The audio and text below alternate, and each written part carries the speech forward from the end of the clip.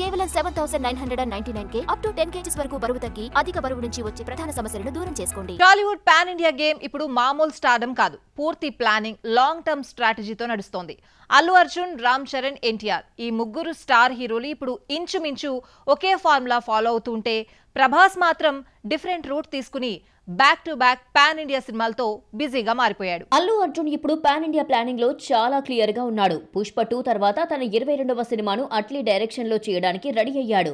ఇదొక భారీ pan India science fiction action entertainer గా ప్లాన్ అవుతోంది. ఇప్పటికే 40% షూట్ పూర్తయింది. ఇదే సమయంలో నెక్స్ట్ ప్రాజెక్ట్ కోసం లోకేష్ కనగరాజ్ కి గ్రీన్ సిగ్నల్ ఇచ్చేశాడు. అంటే ఒక సినిమా షూట్ లో ఉండగా నెక్స్ట్ లైన్ లో రెడీ, కానీ ఒకేసారి షూట్ కాదు. ఈ ప్లానింగ్ తో ప్రతి సినిమాపై పూర్తి ఫోకస్, భారీ బాక్స్ ఆఫీస్ టార్గెట్ అన్నమాట.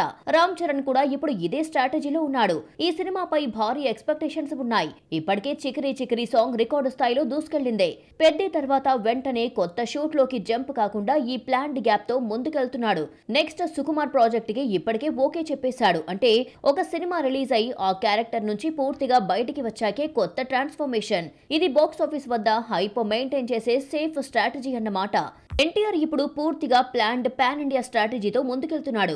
ప్రశాంత్ ని డైరెక్షన్ లో తెరకెక్కుతున్న డ్రాగన్ సినిమా కోసం ప్రస్తుతం జోర్డాన్ లో భారీ యాక్షన్ షెడ్యూల్ జరుగుతోంది. మే 19న ఎన్టీఆర్ బర్త్డే రోజున టైటిల్ టీజర్ రిలీజ్ అయ్యే ఛాన్స్ ఉంది.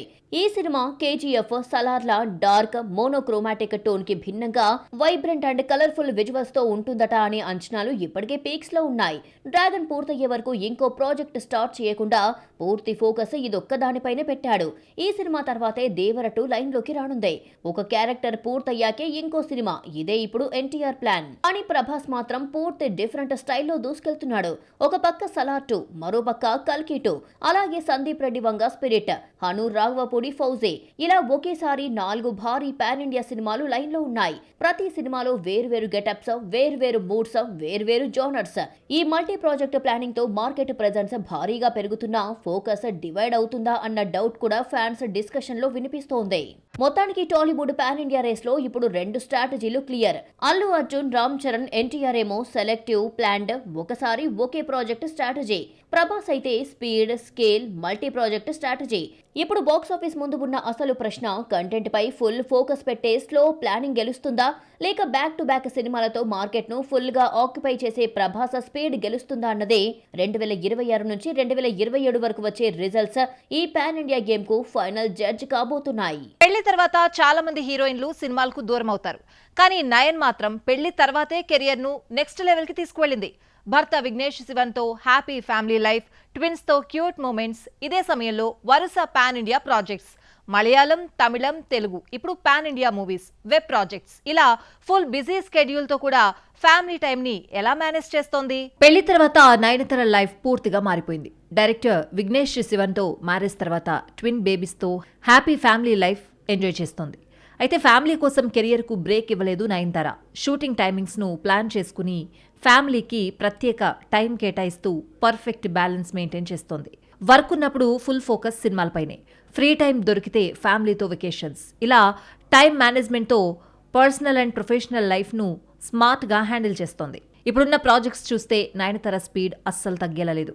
తెలుగులో నయనతార నటించిన మనశంకర్ వరప్రసాద్ గారు ఇప్పటికే రిలీజ్ అయింది. బ్లాక్ బస్టర్ ఇండస్ట్రీ హిట్ అందుకుంది. కన్నడ స్టార్ యష్ తో కలిసి టాక్సిక్ అనే యాక్షన్ థ్రిల్లర్ భారీ పాన్ ఇండియా రేంజ్ లో తెరకెక్కుతోంది.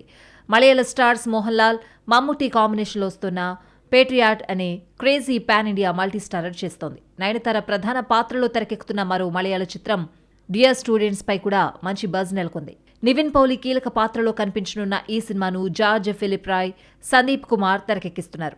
తమిళంలో భక్తిరస చిత్రం మూకుత్తి అమ్మన్కి సీక్వెల్ గా ప్రస్తుతం నయనతార ప్రధాన పాత్రలో తెరకెక్కుతున్న fantasy comedy movie Mookuthi Amman 2 shooting పూర్తయి ప్రస్తుతం పోస్ట్ ప్రొడక్షన్ దశలో ఉంది. భారీ బడ్జెట్తో రూపొందిన ఈ చిత్రం తెలుగు, తమిళం, హిందీ భాషల్లో 2026 సమ్మర్లో విడుదలయ్యే అవకాశం ఉంది. రిలీజ్ డేట్పై అధికారిక ప్రకటన త్వరలో రానుంది. అమ్మవారి అవతారంలో నయనతారను మరోసారి చూడాలని ఫ్యాన్స్ ఆసక్తిగా ఎదురుచూస్తున్నారు. నయనతార, కవిన్ జంటగా నటిస్తున్న మరో తమిళ రొమాంటిక్ ఎంటర్టైనర్ హాయ్ పై కూడా మంచి ఆసక్తి నెలకొంది. నయనతార ఇప్పుడు బాక్సాఫీస్ బ్రాండ్ గా మారింది. సౌత్ తో పాటు పాన్ ఇండియా లెవెల్లో డిమాండ్ పెరుగుతోంది. Selective scripts, strong female characters తో నైన్ మూవీ అంటే మినిమం గ్యారంటీ అన్న నమ్మకం ట్రేడ్ లో ఏర్పడింది. ఫ్యామిలీ లైఫ్ ను ఎంజాయ్ చేస్తూనే వరుస ప్రాజెక్ట్స్ తో లేడీ సూపర్ స్టార్ స్టేటస్ ను బాక్సాఫీస్ దగ్గర మరింత స్ట్రాంగ్ గా నిలబెట్టుకుంటోంది నయనతార. తెలుగు సినిమాల్లో హీరోలే కాదు, ఇప్పుడు హీరోయిన్లు కూడా కథను నడిపే టైం వచ్చేసింది. ఆ ట్రెండ్ లో ముందుండే పేరు సమంత. సొంత బ్యానర్లో సినిమాలు, విమెన్ సెంట్రిక్ కథలు, ఫైటింగ్ స్పిరిట్ పాత్రలు. ఇప్పుడు సమంత కెరియర్ కొత్త రూట్లో ప్రయాణిస్తోంది. ట్రాలాలా బ్యానర్తో ప్రొడ్యూసర్గా స్టార్ట్ ఇచ్చిన శామ్ సక్సెస్ఫుల్గా దూసుకువెళ్తోంది.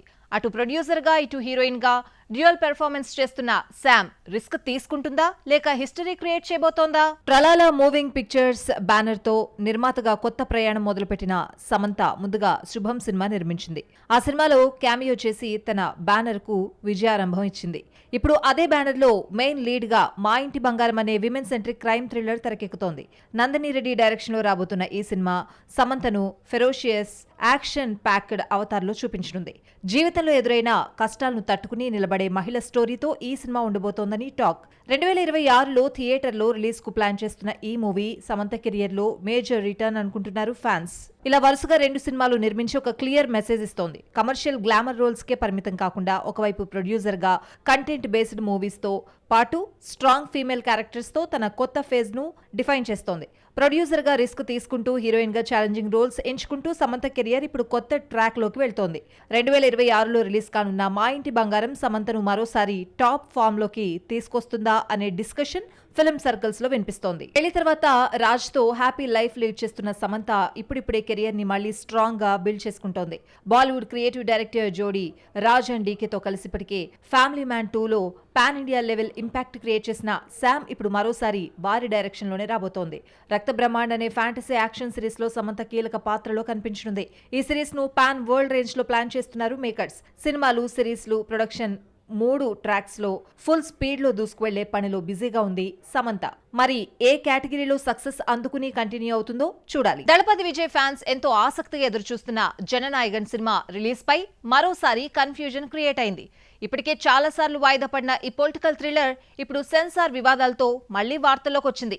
రిలీజ్ డేట్ క్లారిటీ లేకపోవడంతో అభిమానుల్లో టెన్షన్ పెరిగిపోతోంది. హెచ్ వినోద్ దర్శకత్వంలో తెరకెక్కిన జననాయగన్ మొదట సంక్రాంతి కానుకగా జనవరి 9న విడుదల కావాల్సింది. కానీ central board of film certification అభ్యంతరాలతో సినిమా వాయిదా పడిన విషయం తెలిసింది.